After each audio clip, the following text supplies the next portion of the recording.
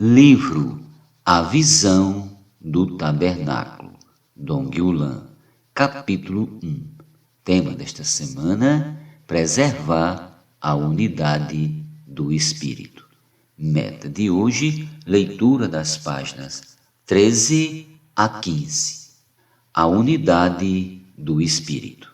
Antes de estudarmos o tabernáculo propriamente dito, é crucial que enfatizemos a importância da unidade da igreja.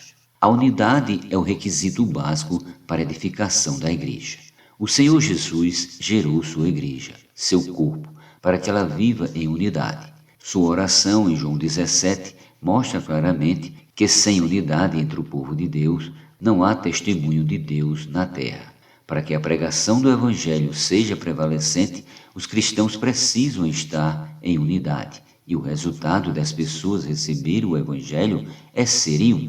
Versículos do 20 ao 23. No entanto, o que vemos entre os cristãos hoje? Cada dia mais e mais divisões. A Bíblia estabelece um padrão claro para a prática da unidade do povo de Deus. Uma cidade, uma igreja.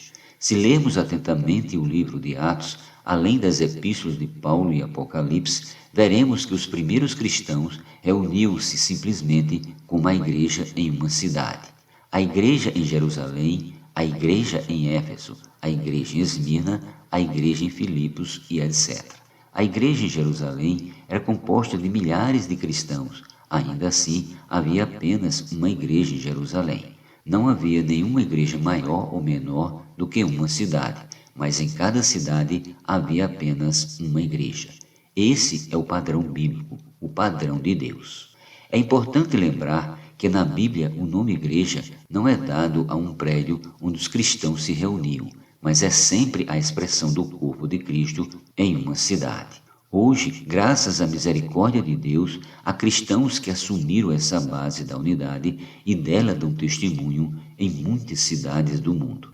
Como é possível manter a unidade se nós, seres humanos, somos tão diferentes, tão cheios de preconceitos e peculiaridades? Sem dúvida, a unidade não é possível pela vida natural do homem, pois sua natureza é facciosa. A unidade só é possível pelo Espírito. Efésios 4:3 diz: esforçando-vos diligentemente por preservar a unidade do Espírito no vínculo da paz. Devemos empenhar-nos ao máximo para preservar a unidade que o Espírito Santo estabeleceu.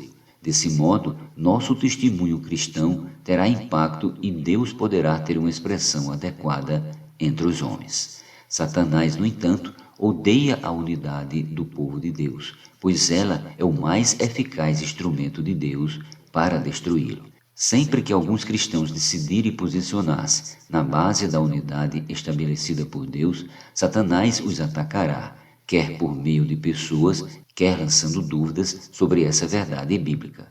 Seu objetivo é sempre danificar a edificação da casa de Deus. Mas ninguém pode destruir a igreja, o corpo de Cristo. Há um compromisso de Deus com a edificação de sua casa. Por isso ele alerta por meio de Paulo: se alguém destruir o santuário de Deus, Deus o destruirá. 1 Coríntios 3,17. É impossível destruir a igreja em seu aspecto universal, que consiste de todos os cristãos genuínos de todas as épocas e lugares. Mas se alguém trouxer dano à expressão da igreja em uma cidade, certamente estará trazendo sobre si a severa disciplina de Deus. Por isso, não podemos aceitar nenhuma pregação ou ensinamento que coloque em dúvida ser possível termos hoje a unidade da igreja, pois palavras assim têm origem em Satanás. Muitos cristãos dizem que os cristãos só estão em unidade na eternidade, na Nova Jerusalém. Isso é um engano. Se fosse assim, por que o Senhor Jesus oraria para que fossem um? Por que ele se preocupa com isso antes de morrer, se esse assunto só seria resolvido na Nova Jerusalém? Porque Paulo se preocuparia tanto com a unidade da igreja se isso não fosse importante e se a eternidade resolverá a questão? Isso demonstra quantos cristãos têm sido enganados, não dando à unidade a importância que Deus lhe atribuiu. Se amamos o Senhor, devemos entregar nossa vida pela edificação da igreja, pela unidade do seu povo.